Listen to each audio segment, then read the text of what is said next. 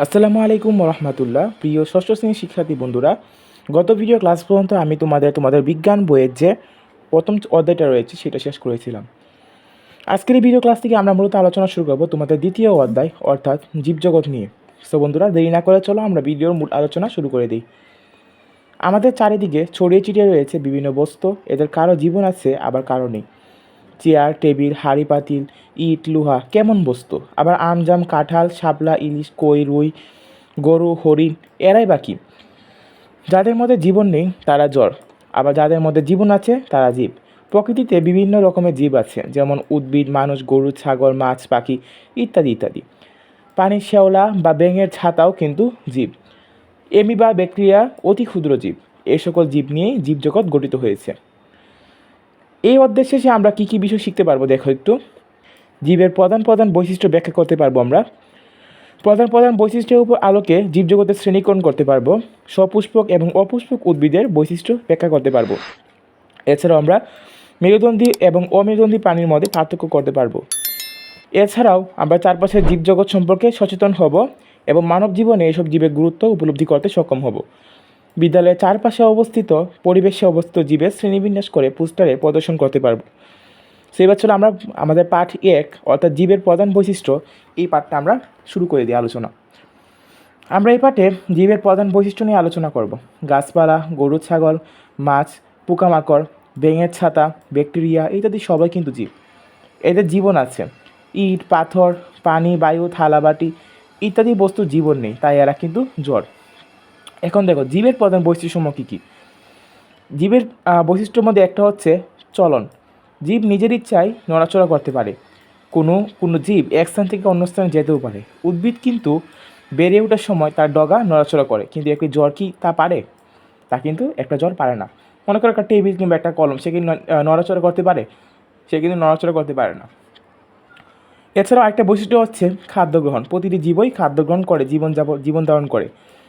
এক খণ্ড পাথর কি খাদ্য গ্রহণ করতে পারে? না, কখনোই পারবে না। তারপর হচ্ছে প্রজনন। প্রতিটি জীবই বংশবৃদ্ধি করতে পারে। প্রাণীর বাচ্চা হয় আর উদ্ভিদের চারা হয়। একটি জ্বর কি তা পারে? কখনোই পারে না। এরপর দেখো রেচন। প্রতিটি জীব বিশেষ প্রক্রিয়ায় তার দেহে উৎপাদিত বর্জ্য পদার্থ বাইরে বের করে দেয়। এ প্রক্রিয়ায় রেচন। মূত্র ও কার্বন ডাইঅক্সাইড ত্যাগ এক ধরনের রেচন প্রক্রিয়া। একটি জ্বরতে কি এ ধরনের প্রক্রিয়া দেখা যায়? না, একটা জ্বর বস্তু কখনোই মূত্র ত্যাগ করতে পারে না বা কার্বন ডাইঅক্সাইড ত্যাগ করতে পারে না। এছাড়াও জীবের অন্যতম একটা বৈশিষ্ট্য হচ্ছে অনুভূতি। আমাদের শরীরে সূচ ফুচালে আমরা ব্যথা পাই। আবার চোখে তীব্র আলো পড়লে চোখ বন্ধ হয়ে যায়, কারণ সূচ বা আলো আমাদের দেহে অনুভূতি সৃষ্টি করে। একটি লজ্জাবতী গাছের পাতা ছুলে তা বন্ধ হয়ে যায়, কিন্তু একটা ইট বা পাথরকে ছুলে বা সূচ ফুটালে সে কি কোনো প্রতিক্রিয়া দেখাবে? না, কখনোই দেখাবে না। এরপর দেখো তোমাদের এখানে একটা দলগত কাজ রয়েছে। তোমরা পরিবেশ থেকে একটি উদ্ভিদ সংগ্রহ করবে, এর মধ্যে জীবের কী কী বৈশিষ্ট্য আছে তা পোস্টার কাগজে লিখো এবং বোর্ডে প্রদর্শন করো। তারপরে অন্যতম একটা বৈশিষ্ট্য হচ্ছে শ্বাস প্রশ্বাস গ্রহণ। ঠিক আছে, প্রতিটি জীবের জন্মের পর থেকে শ্বাস গ্রহণ এবং ত্যাগ করা শুরু করে। মৃত্যুর পূর্ব মুহূর্ত পর্যন্ত এই প্রক্রিয়া অব্যাহত থাকে। বৃদ্ধি। প্রতিটি জীব জন্মের পর থেকে ধীরে ধীরে বৃদ্ধি পেতে থাকে, কিন্তু একটি জড় পদার্থ সেরূপ কিছু হয় কি? কখনোই হয় না। জড় পদার্থ যতটুকু আছে সে কিন্তু ততটুকুই থাকবে, সে কিন্তু কখনোই বৃদ্ধি পায় না। এছাড়াও রয়েছে অভিযোজন। একটি জীব পরিবেশের সাথে নিজেকে খাপ খাওয়াতে পারে বা মানিয়ে নিতে পারে। আর যত সবসময় যে কোনো পরিবেশে রাখো সেখানে সে খাপ খাইয়ে নেবে, কারণ সে তো কোনো জীবই না, তাই না? এখানে আরেকটা দলগত কাজ রয়েছে। গরু, ছাগল, মাছ, পোকামাকড়, ব্যাঙের ছাতা, পিঁপড়া, আম, জাম, কাঁঠাল, সরিষা, মরিচের গাছের চারা, ইট, পাথর, পানি, থালাবাটি ইত্যাদি সংগ্রহ করে আন। এবারে এদের জড় জীব এই দুই শ্রেণীতে ভাগ করে তালিকা টানিয়ে দাও। এটা তোমরা নিজেরাই করতে পারবে, এটা আমি করে দেওয়ার মতো কিছু নেই। এরপর চলে যে আমাদের মোস্ট ইম্পর্ট্যান্ট, এই অধ্যায়ে সবচেয়ে ইম্পর্ট্যান্ট যে টপিক সেটা হচ্ছে জীবজগতের শ্রেণীকরণ বা পার্ট 2। ঠিক আছে, কম সময়ে সহজে জীবজগৎকে সম্পর্কে ধারণা পাওয়ার জন্য শ্রেণীকরণের সাহায্যে বর্তমান ও অতীতের সব জীবকে একটি পদ্ধতিতে সাজানো হয়।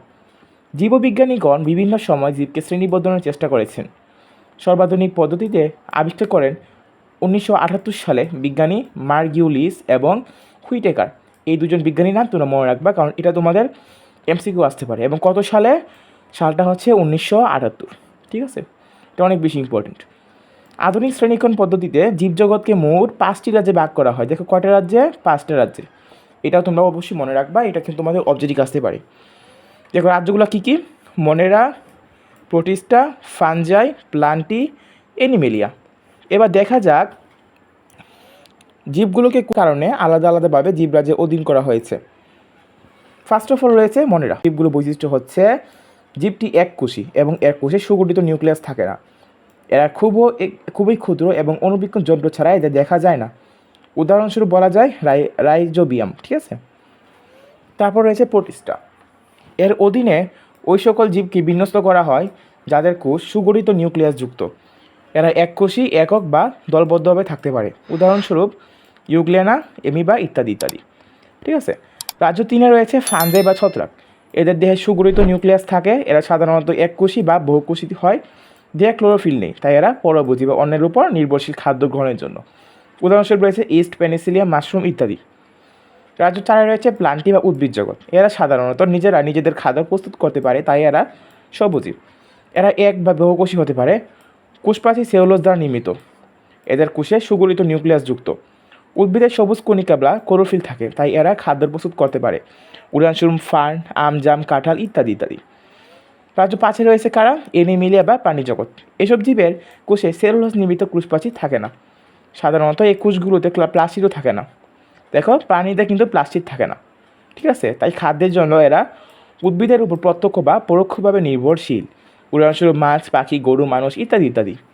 সো এই অধ্যায়ে তোমাদের এই যে পাঠটা রয়েছে, এই পাঠটা তোমরা অবশ্যই অনেক বেশি মনোযোগ দিয়ে পড়বা, কারণ এখান থেকে তোমরা এই যে বিভিন্ন জীবের যে রাজ্যগুলোর যে বৈশিষ্ট্য, এগুলো তোমরা অবশ্যই মুখস্থ করে রাখবে। এগুলো তোমাদের বড় প্রশ্নের জন্য অনেক বেশি ইম্পর্টেন্ট, ঠিক আছে। বড় প্রশ্নে তোমাদের এই প্রশ্নগুলো অবশ্যই আসতে পারে।